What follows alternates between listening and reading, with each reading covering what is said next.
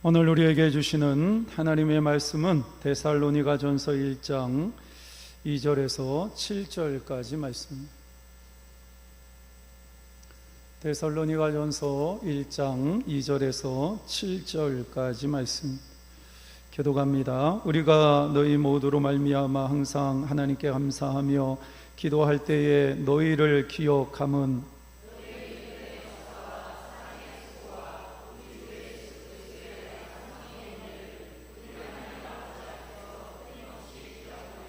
하나님의 사랑하심을 받은 형제들아, 너희를 택하심을 아노라.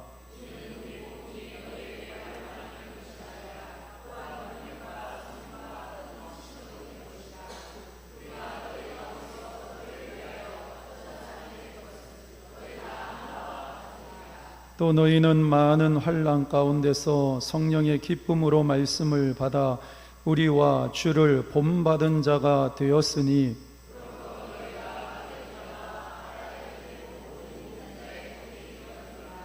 아멘.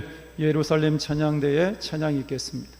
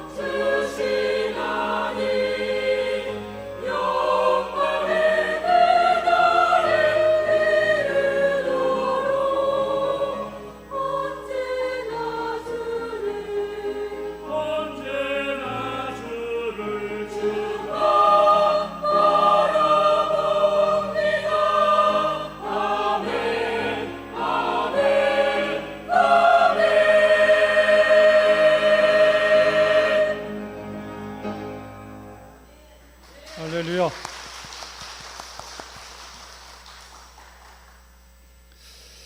오늘도 주의 성전에 올라온 여러분에게 하나님의 은혜가 충만히 임하기를 주의 이름으로 축복합니다. 지독한 알코올 중독에 시달리던 사람에게 두 아들이 있었습니다. 아버지가 알코올 중독에 시달리게 되면 온 집안에 있는 모든 사람들이 큰 고통을 당하게 되어 있습니다. 그런데 이 아버지 때문에 큰 고통을 당하고 인생을 살아왔었던 두 아들의 삶의 결과를 보니까 이 첫째 아들은 인생에서 성공을 했어요. 그런데 두 번째 아들은 인생에서 실패를 하게 됩니다. 그래서 심리학자가 이 두 사람을 만나서 당신의 인생이 이렇게 된 이유가 뭡니까? 라고 질문을 했습니다. 그러자 이 형과 동생은 비슷한 대답을 했는데, 내 인생이 이렇게 된 것은 아버지 때문에 이렇습니다 라고 이야기를 했습니다. 첫 번째 형은, 나는 아버지의 그 알코올 중독에 시달리면서 가족을 괴롭히고 이런 아버지의 모습을 보면서 나는 절대로 아버지처럼 살지 않을 거야, 이런 생각을 했고 긍정적인 생각을 했기 때문에 자기가 인생에서 성공할 수 있었다, 이렇게 대답을 했고요.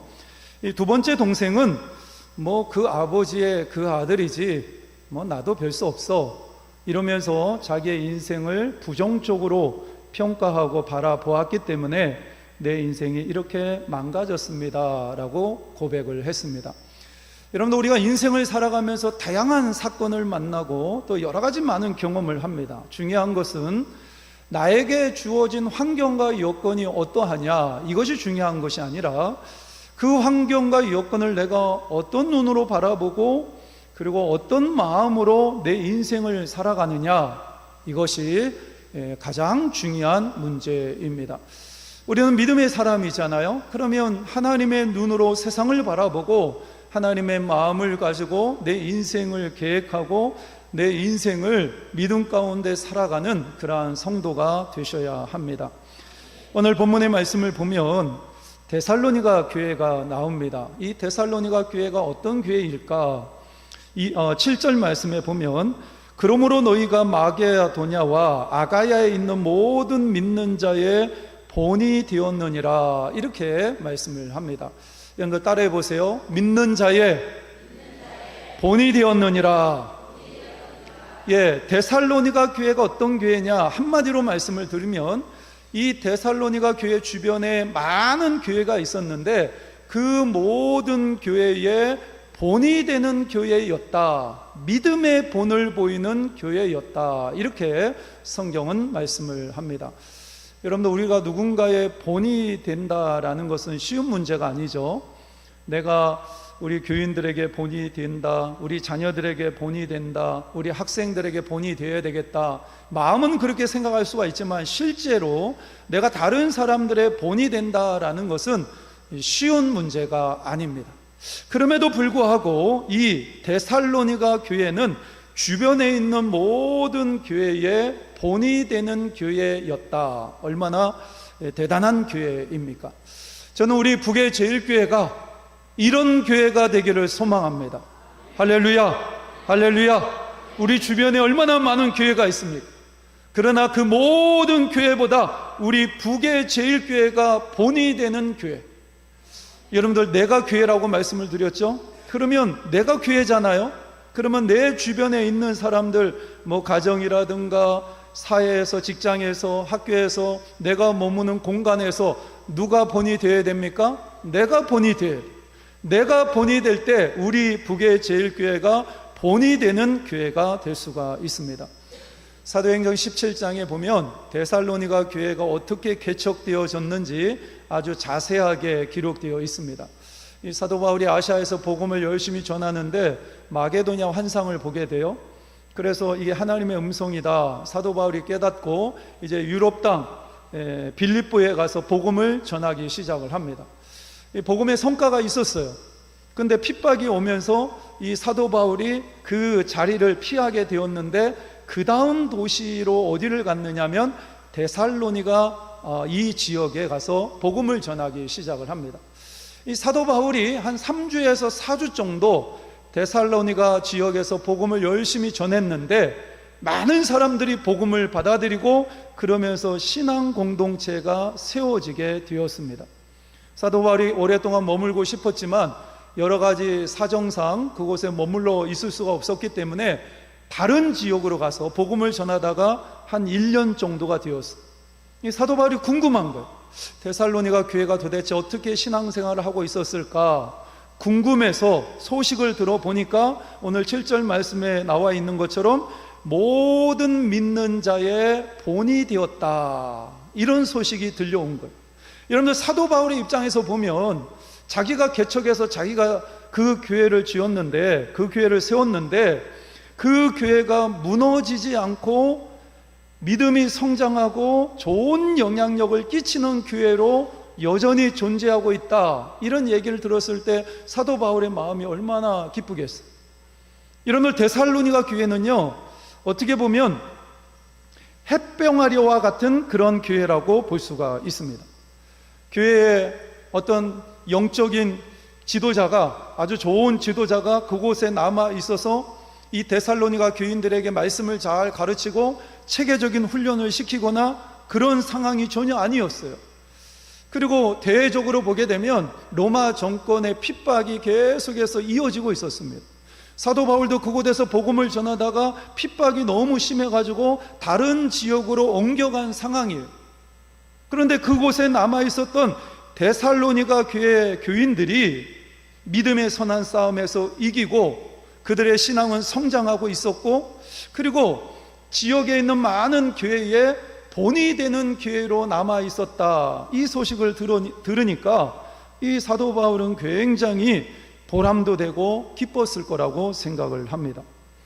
그래서 사도 바울이 2절 말씀에 보면 이렇게 표현을 합니다. 우리 함께 읽겠습니다. 우리가 너희 모두로 말미암아 항상 하나님께 감사하며 기도할 때에 너희를 기억함은, 이 사도 바울이 교회를 개척을 했으니까 어디에 가든지 간에 데살로니가 교회를 생각하면서 기도했겠죠. 그런데 기도할 때마다 어떤 기도가 나오냐면, 하나님 감사합니다. 데살로니가 교회, 이 교회 때문에 하나님 너무나 감사합니다. 데살로니가 교회가 예배를 하나님 앞에 온전히 드리고 있고 여러 가지 핍박과 그리고 환난이 있음에도 불구하고 잘 이겨내면서 그들의 믿음이 성장하고 있습니다. 하나님 너무나 감사합니다. 너무나 감사합니다. 이게 사도 바울이 계속해서 하나님 앞에 데살로니가 교회를 바라보면서 감사하게 하는 거예요. 저는 이 사도 바울의 마음이 어느 정도 이해가 되는데, 이 목회를 하다 보면요, 성도들을 위해서 기도하게 됩니다. 그런데 어떤 성도를 위해서 기도하다 보면 감사가 계속에 나와요. 하나님, 우리 집사님 가정이 힘들고 어려운데 하나님 믿음으로 잘 이기고 있으니 너무 감사합니다. 하나님, 여러 가지 상황과 여건이 너무 힘들고 고통스러운데 그럼에도 불구하고 믿음의 자리 떠나지 아니하고 기도하면서 예배의 자리에서 승리하고 있으니 하나님 너무 감사합니다. 그러면서 그 집사님을 위해서 기도할 때마다 감사의 기도가 절로 나오는 사람들이 있어요. 근데요, 어떤 다른 분을 위해서 기도할 때는 먼저 안타까운 마음이 먼저 드는 경우가 있습니다. 아니, 하나님, 신앙생활을 한 지가 지금 20년이 되었고 30년이 되었고 직분으로 보게 되면 권사이고 안수 집사하고 집사인데 하나님, 주일 성소도 제대로 못하고 있습니다. 하나님, 이러면서 안타까운 마음을 가지고 기도할 수밖에 없는 사람들도 있다고요. 근데 사도 바울은 데살로니가 교회를 위해서 기도할 때마다 안타까운 마음이 생기는 것이 아니라, 하나님 너무 감사해요.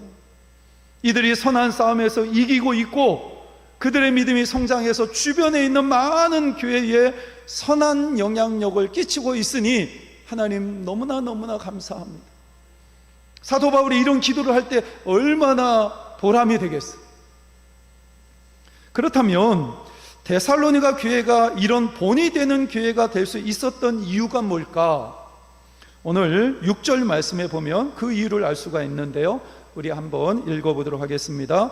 또 너희는 많은 환난 가운데서 성령의 기쁨으로 말씀을 받아 우리와 주를 본받은 자가 되었으니, 그들은 많은 환난 가운데 하나님의 말씀을 받을 때 기쁨으로 받았다, 이렇게 오늘 본문에서 말씀을 하고 있습니다. 이게 하나님의 말씀, 사실은 환난 가운데 있는데 하나님 말씀을 받아서 그 말씀 앞에 순종하며 사는 것이 쉽지가 않잖아요. 그 당시에 이 데살로니가 지역은 로마의 통치를 받고 있었습니다. 그래서 여러 가지 환난이 있었는데 대표적인 환난이 뭐냐면 이 사도행전 17장에 보면 자세하게 나와 있는데, 주변에 있는 사람들이 이 데살로니가 교회를 모함하는 거예요. 어떤 모함을 하냐면 이 사람들은 황제를 배신했다, 이런 모함을 합니다. 여러분들, 그 당시에 로마 정권이 나라를 지배하고 있는 그 나라의 주님은 누가 되냐면 로마의 황제 가이사가 됩니다. 로마 황제 가이사는 단순히 황제가 아니에요. 신적인 존재입니다. 그래서 이 로마의 통치를 받고 있는 모든 사람들은 우리의 주님은 가이사입니다 라는 고백을 해야 돼요. 근데 예수 믿는 사람들은 우리의 주님이 가이사가 아니라 누가 주님인 거죠? 예수님이 주님이십니다. 예수님을 나의 주님으로 고백하고 있다라는 거예요. 그러니까 로마 정권으로부터 눈의 가시와 같은 존재가 되는 거죠. 이건 반역죄다. 어떻게 보면 이 죄 때문에 잡혀가지고 죽을 수도 있는 상황. 그럼에도 불구하고 그들은 하나님의 말씀을 기쁨으로 받았고 그 말씀대로 순종하면서 살았다라는 것입니다. 여러분들, 얼마나 대단해요. 여러분 신앙생활하면서 어떻습니까? 하나님의 말씀을 받을 때 여러분들은 아멘으로 기쁜 마음으로 하나님의 말씀을 받고 있습니까? 어떤 경우에는 하나님의 말씀을 들을 때 오해하거나 그 말씀 때문에 시험에 드는 경우를 종종 볼 때가 있어요. 여러분들, 우리는 하나님의 말씀을 들을 때 기쁨으로 받을 수 있는 여러분들이 되셔야 합니다. 왜 하나님의 말씀을 기쁨으로 받아야 되냐면 그것이 하나님의 말씀이기 때문에 기쁨으로 받아야 합니다. 때로는 나에게 부담스럽게 그 말씀이 들릴 때가 있어요. 그 말씀이 나의 마음을 찌를 때가 있어요. 그럼에도 불구하고 우리는 하나님의 말씀이기 때문에 그 말씀을 아멘 하면서 기쁨으로 받을 수 있는 성도가 되셔야 합니다. 좋은 약은 입에 달아요, 입에 씁니까? 좋은 약은 입에 쓰게 되어 있어요.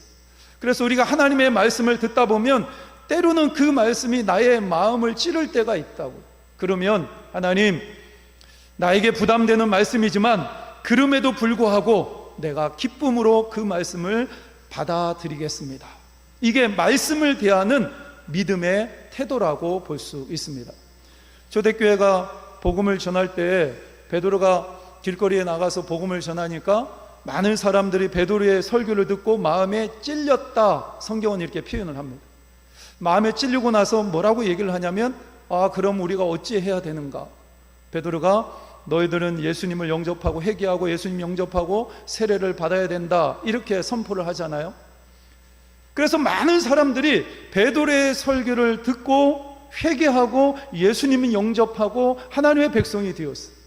근데 그 뒤에 보면 스데반 집사가 똑같이 복음을 전합니다. 그리고 그 복음을 들었던 많은 사람들이 똑같이 마음에 찔렸어요. 그런데 이 스데반이 전하는 복음을 듣고 그 사람들이 마음에 찔렸지만 어떻게 합니까? 돌멩이를 들어서 스데반 집사를 죽입니다. 똑같이 복음을 들었어요. 똑같이 하나님의 말씀을 들었어요. 그리고 마음에 찔렸어요. 근데 어떤 사람들은 회개하고 돌아와서 하나님의 자녀가 되기도 하고, 어떤 사람은 그 말씀을 듣고 찔리는데 돌멩이를 들어서 스데반 집사를 죽이기도 하고. 그러니까 우리가 하나님의 말씀을 어떤 자세로 받아들이느냐, 이것은 굉장히 중요한 문제라고 볼 수가 있습니다. 여러분들, 하나님의 말씀은 우리를 살리는 말씀입니다. 우리를 새롭게 하는 살아있는 말씀입니다. 그래서 하나님의 말씀이라면 어떤 말씀이든지 간에 하나님 감사합니다, 내가 기쁨으로, 부담되지만 그럼에도 불구하고 기쁨으로 내가 받아들이겠습니다. 그러면 그 말씀이 여러분을 살립니다. 여러분을 새롭게 합니다. 이것을 믿으시는 여러분들이 되시기를 바랍니다. 그리고 주변에 믿음이 성숙한 사람을 본받고 주님을 본받는 삶을 살아야 합니다. 여러분들, 우리 교회만 보더라도 정말로 아름다운 모습으로 신앙생활하는 사람들이 많이 있어요. 새벽을 깨우면서 나라와 민족과 교회와 성도들을 위해서 끊임없이 기도하는 사람들이 있어요. 그리고 이름도 없이 빛도 없이 눈이 오든 비가 오든 항상 그 자리에서 변함없이 그 자리를 지키면서 맡겨진 사명을 묵묵하게 감당하는 성도들이 있습니다. 여러 가지 바쁘고 힘들죠. 그럼에도 불구하고 하나님, 내가 부족합니다. 하나님께서 부르신다면 내가 그 부르심에 내가 기꺼이 순종하겠습니다. 그러면서 헌신의 자리에 나와서 하나님의 귀한 교회를 위해서 헌신하는 사람들이 우리 주변에 너무나 많이 있어요. 여러분들, 이런 사람을 본받으면서 신앙생활하는 여러분들이 되시기를 바랍니다. 내가 우리 장로님을 보니까 정말로 본받을 만한 신앙이 너무나 많아. 나는 신앙생활 할 때 우리 장로님처럼 신앙생활 할 거야. 할렐루야. 권사님들을 바라볼 때 우리 권사님들을 바라보니까 너무나 본받을 게 많아. 나도 권사님처럼 신앙생활 할 거야. 이러면서 내 주변에 성숙한 믿음을 가지고 있는 사람을 본받는 신앙이 되어야 돼. 이상하게 안 좋은 것만 배우려고 하지 말고 성숙한 믿음을 가지고 있는 사람을 본받아야 돼. 그리고 가장 중요한 것은 우리 신앙의 영원한 모델이 되어주시는 분이 누구죠? 우리 주님이세요. 우리 주님은 온유하시고 겸손하시고 사랑이 너무나 많으시고, 그래서 우리를 사랑하시되 끝까지 사랑하시는 분이시고, 그의 가슴은 열정으로 불타 있었어요. 우리를 위해서 기꺼이 십자가 위로 올라가셨고 자신의 목숨까지 내어놓으신 분이 바로 우리 주님이십니다. 얼마나 하나님의 말씀에 가슴이 불타 올랐는지 죽음의 자리까지, 십자가를 지는 그 자리까지 순종하며 나아가게 되잖아요. 여러분들, 우리 신앙의 영원한 모델이 누구죠? 우리 주님이십니다. 이 주님을 본받을 수 있는 여러분들이 되시기를 바랍니다. 그런데 이 데살로니가 성도들은 하나님의 말씀을 기쁨으로 받을 뿐만 아니라 그 말씀 앞에 온전히 순종하고 실천했다라는 것을 알게 됩니다. 3절 말씀에 보면 너희의 믿음의 역사와 사랑의 수고와 우리 주 예수 그리스도에 대한 소망의 인내를 우리 하나님 아버지 앞에서 끊임없이 기억함이니, 이렇게 말씀을 합니다. 여러분들, 그들에게는 사랑이 있었고, 그들에게는 믿음이 있었고, 사랑이 있었고, 소망이 있었어요. 근데 믿음이 있고 사랑이 있고 소망만 있어서는 안 돼요. 거기에 함께 따라와야 되는 것이 있어요. 오늘 말씀을 보면 이 데살로니가 교회는 첫 번째로 믿음의 역사가 따라왔어요. 여러분 따라해 보세요. 믿음에는 역사가 있어야 된다. 데살로니가 지역은 우상을 숭배하는 지역이었거든요. 그래서 많은 데살로니가 성도들이 예전에 예수님을 만나기 전에 우상을 숭배하던 사람들이었어요. 여러분, 우상이 뭐죠? 오늘날에도 우리가 잘못하면 우리도 우상에 빠질 수가 있는데, 내가 하나님보다 더 사랑하고 하나님보다 더 소중하게 여기고 내 마음의 중심에 하나님이 계셔야 되는데, 하나님이 계셔야 되는 그 자리에 다른 것이 자리 잡고 있다면 그것이 우리의 우상이 될 수가 있습니다. 물질이 우상이 될 수가 있고요, 내가 다니는 직장이나 내가 하는 사업 터전이 우상이 될 수가 있고요, 내가 몰입하여 빠져있는 어떤 취미라든가 내가 열심히 보고 있는 어떤 드라마라든가 이런 것이 잘못하면 나에게 우상이 될 수가 있어요.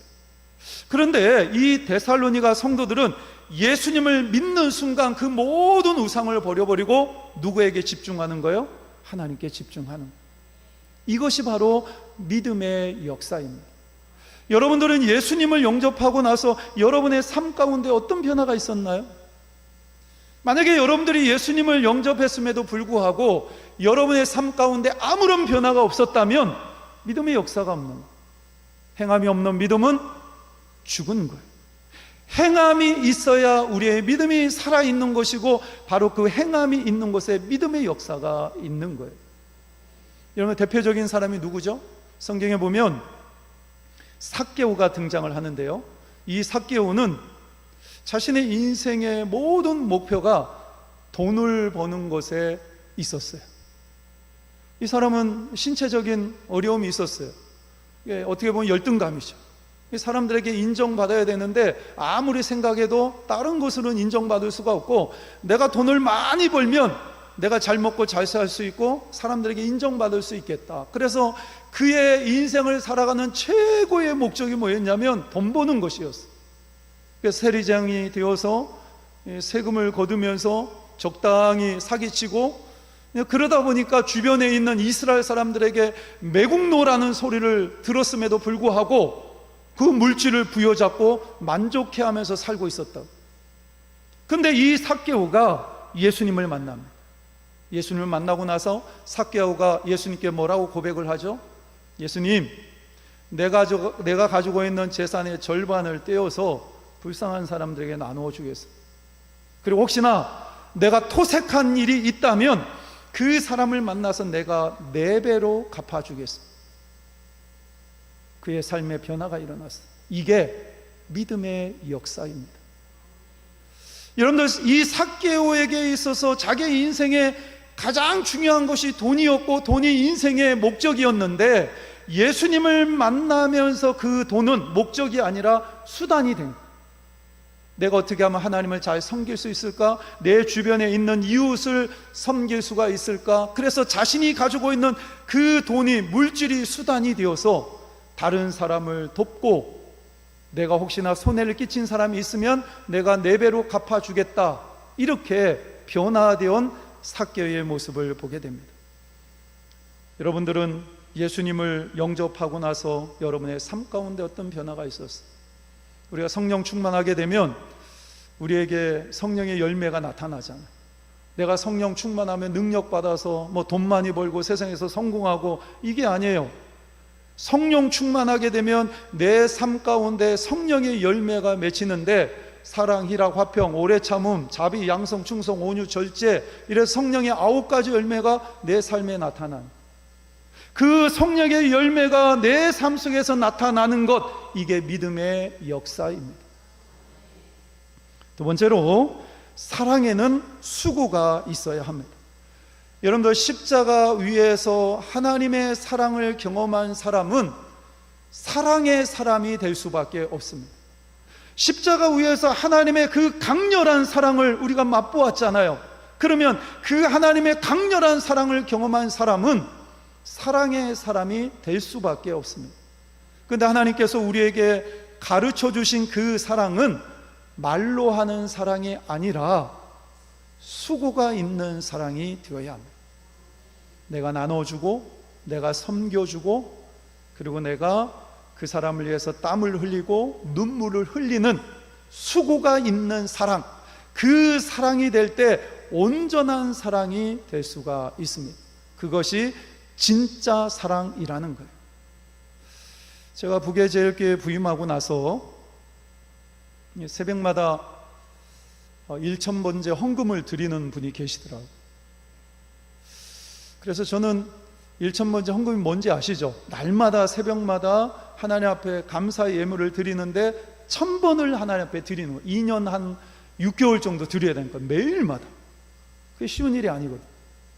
그래서 저는 이분이 뭔가 큰 기도 제목이 있기 때문에 이렇게 하나님 앞에 감사의 예물을 드리는가 보다, 저는 그렇게 생각을 했어요.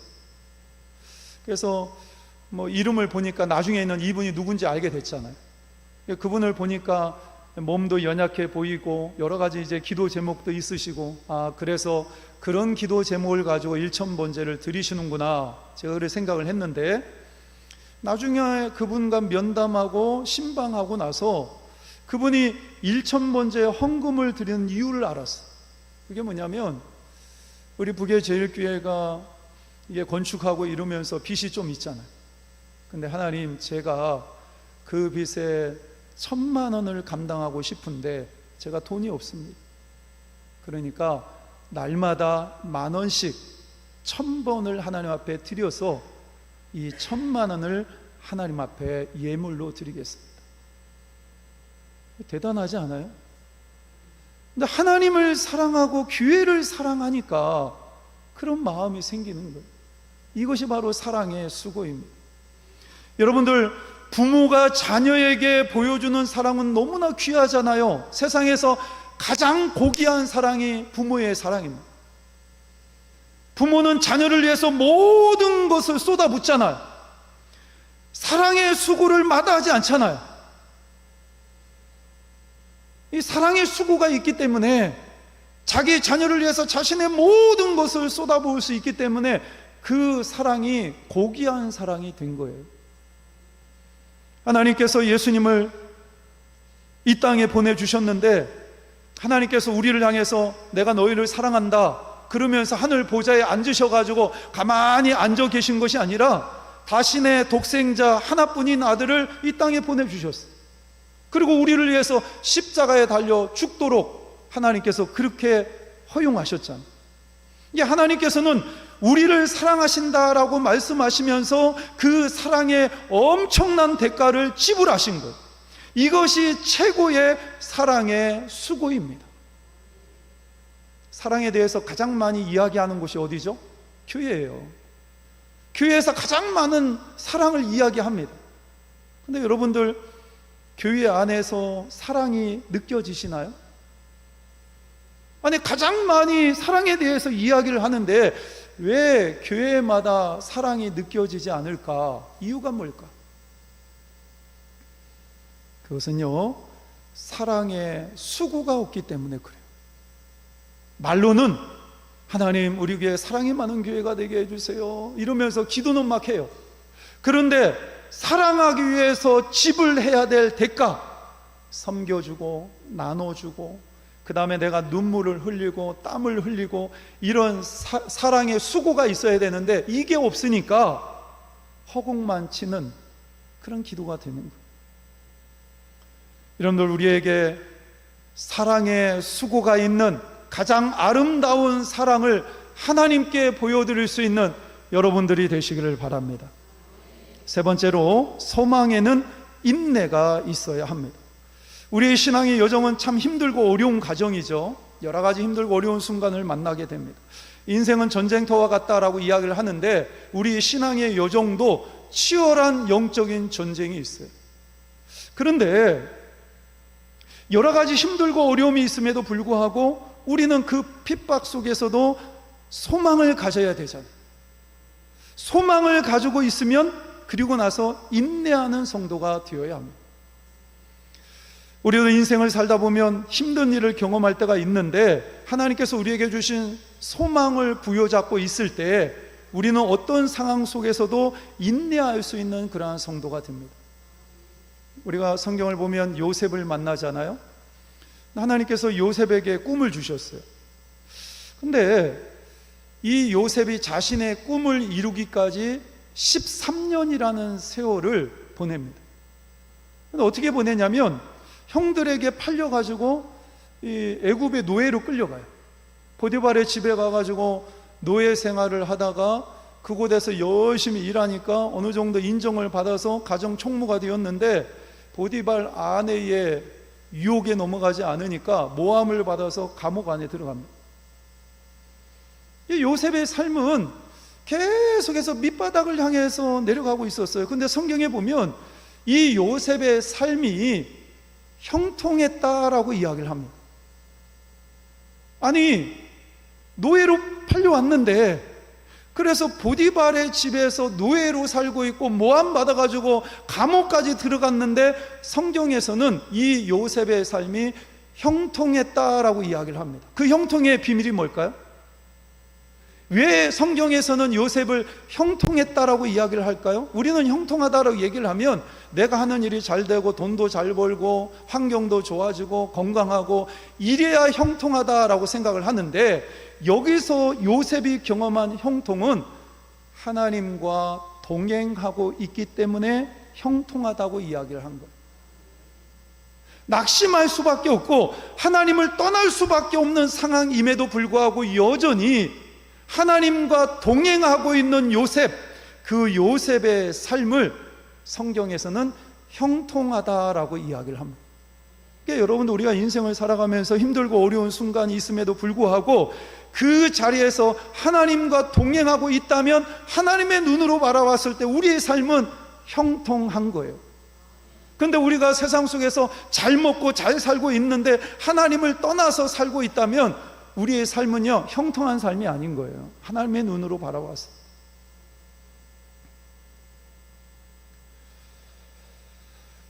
이 요셉에게는 하나님에 대한 소망이 있었잖아요. 그래서 힘들고 어려움에도 불구하고 끝까지 믿음으로 인내하는 것을 보게 됩니다. 근데 여러분들, 중요한 것이 있는데 요셉이 13년 동안 인내하고 있을 때 하나님께서는 그 시간 속에 요셉을 다듬어 가시고 요셉을 만들어 가고 계셨다라는 거예요. 우리가 하나님이 주신 소망을 가지고 인내하고 있을 때 나는 참 고통스럽고 힘들지만 하나님은 그때 나에게 찾아오셔서 일하십니다. 어떤 일을 하시냐면 나를 다듬어 가시고 나를 만들어 가시는 거예요. 그래서 하나님의 때에 하나님의 방법으로 역사하실 때 그때 그 하나님의 놀라운 은혜와 축복을 경험할 수 있는 자로 인내의 과정 속에서 하나님은 나를 만들고 계시다라는 것입니다. 여러분들이 이것을 믿으시는 그러한 믿음이 있었으면 좋겠습니다. 결국은 선하신 하나님, 모든 것을 합력하여 선을 이루시는 하나님, 그리고 하나님의 때에 하나님의 방식으로 반드시 역사하실 것이다, 이러한 믿음을 가지고 살아가게 될 때 우리는 최후의 승리자가 될 수가 있습니다. 오늘 말씀을 정리합니다. 8절 마지막 부분에 보면 너희의 믿음의 소문이 각처에 퍼졌으므로 우리는 아무 말도 할 것이 없노라, 이렇게 사도 바울이 고백을 합니다.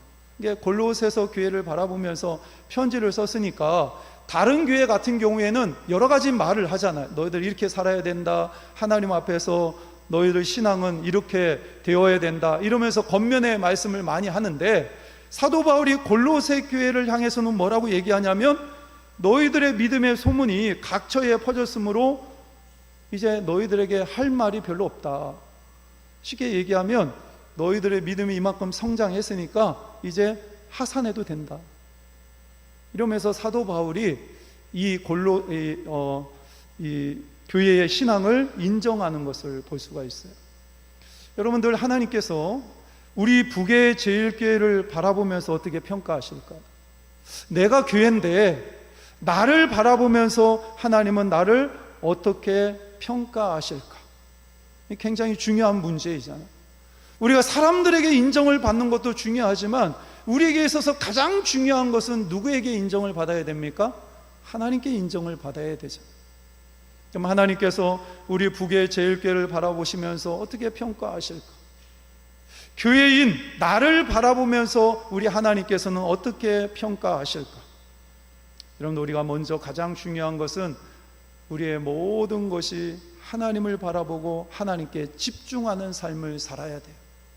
그리고 그 주님을 바라보면서 그 주님을 본받아야 되고, 그리고 내가 내 주변에 있는 사람들에게 본을 보여줄 수 있는 성도, 다른 성도들에게 도전이 되어주는 성도, 나도 저 목사님처럼, 저 장로님처럼, 저 권사님처럼 신앙생활 해야 되겠다.